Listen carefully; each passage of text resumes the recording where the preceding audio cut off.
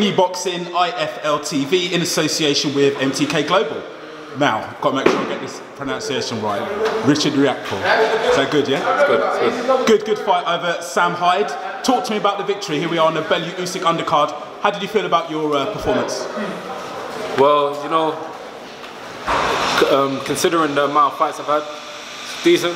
I ticked a few boxes as well, so yeah, can't complain, man. I was down on the scorecard.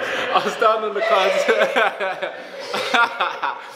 I was down on the cards, so I had to, you know, pick it up and dig deep.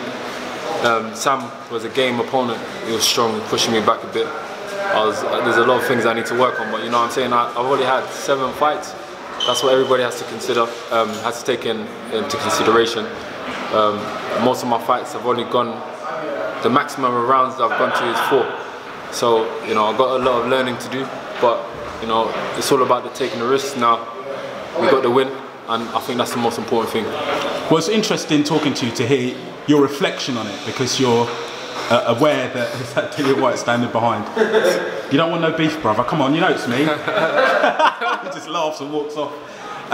It's good to hear that you've got a mature attitude about it, because I think the first 2 rounds I thought Sam was doing well.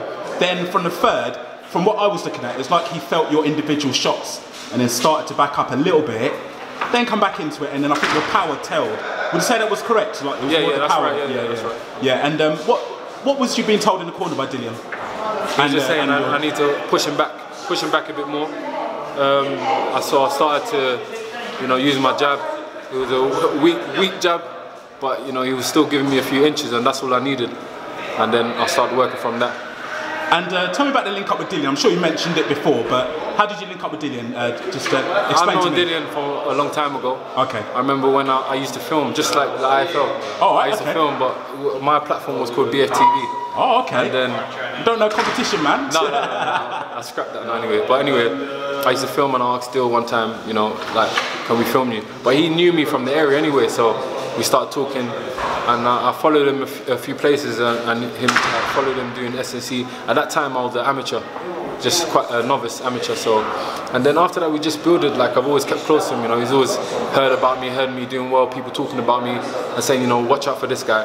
Trust me, he's on it, he's game, and I think he'll go far with the boxing. So, yeah, after that, we just, you know, connected a bit more over the years and started to hang around each other a bit more, and then now we're here.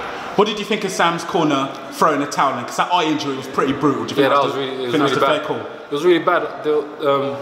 When I spoke to my coach, Mark Tibbs, and Dillian, they're saying that his eye was swelling up from, I think, the 3rd round, the 3rd or the 4th, that I didn't look at him properly and noticed that swelling. But I could have been working on that from early. But as soon as I noticed it, I think it was in the 6th, and that's when I started to work on it from overhand rights and straight rights, and then it just started to swell more and more. Yeah, it was good. That it was a good shout from Joe Gallagher, because if I kept on laying into that, imagine that could have just split. Worse, yeah. And you know, once you get cuts in this game, boxing, man, they don't just heal properly. So what's next for you then, brother? When you're out again? To be honest, I want to get out on the Dillian Whyte versus Chisora undercard. I'm just gonna have a talk with my team and see what's next, man. But I just want to be active. This is all I do, as I told everybody. And yeah, man, it's just with me. It's just all about experience. I'm so happy that I got them rounds in, because you cannot buy experience. People can slander me if they think the performance was dead or whatever. I can't box, but listen, get in there and see how they do. On top of that, I tick the boxes. That's the most important thing. Put down. You can't buy the experience. Getting put down, where you're semi-unconscious and having to come back and dig deep and stop the opponent. You can't buy that. Also, being down on the scorecards and having to push it up, you know, as a novice pro. Listen, and he was game. Everybody knows he was game. You know, he was game. He came to win, and it was his hometown with his home crowds. You know, a lot of people would have felt the hostility for, you know what, backing up. But you know what? It's all good, man. It's all learning. I'm the new WBA Intercontinental Champion, and that's the most important thing. It'd be criminal if I didn't get your opinions on Whyte Chisora 2. I guess you're going to be a little bit biased, but how do you see it playing out technically? I believe that Dillian is going to get the stoppage in the late rounds. I'm not trying to write off Chisora. Chisora is a serious game fighter, and I have so much respect for him. But it's just one of those things where Dillian, I see him work, and he's a good boxer. I learn a lot from Dillian, and I just think, judging from the last fight versus Takam, the way he was on the ropes for too long and taking so much punishment and losing a lot of rounds, he was kind of lucky to get that shot. Yeah. In that round, he's lucky to pull out of the bag. So yeah, he's just.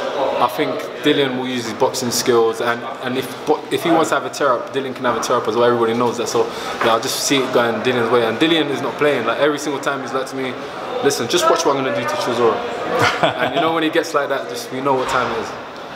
I'm gonna go up to camp with him probably next week and just start training and working on obviously the things that I should have been doing in that fight. Wicked. Well, Richard, it was a good learning fight. Got the win. Thank you for speaking to Wingy Boxing IFL TV, and we'll catch up soon, brother. One more thing. Go. To all of those out there that come from similar backgrounds to me, to carry on pushing. In this life, nothing's given. You just have to believe and just carry on pushing. Like, when you get the opportunity, you take it, grab it with both hands. And when you carry on working, you get lucky. And that's what I feel like happened to me. So just carry on pushing, man. Stay motivated and keep up the good work. You've inspired me, brother. I'm not even a youngster. You've inspired me. Enough respect, brother. Yeah. Thank you. Thank you.